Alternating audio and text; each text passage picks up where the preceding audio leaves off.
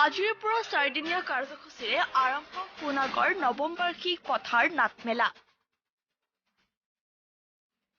নলবাৰী কৈঠালকুছিত অনুষ্ঠিত এই পথাৰ নাটমেলাত আজি বৰপেটাৰ হেৰিটেজ ফাউণ্ডেশ্যনে নিবেদন কৰে প্ৰমোদ দাসৰ ৰচনা পৰিচালনাৰে হনুমান সাগৰপান্থা চাও আৰু মংগলদৈ জেঙেৰাই অসমে নিবেদন কৰে ব্ৰেইনলেছ হেড।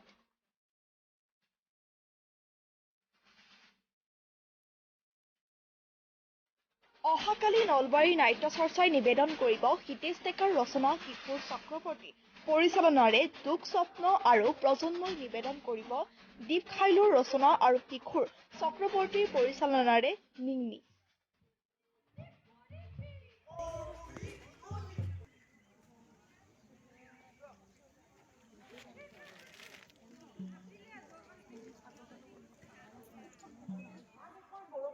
অতি কমেও 4গৰাকী নাৰী ধৰ্ষিত হৈছে।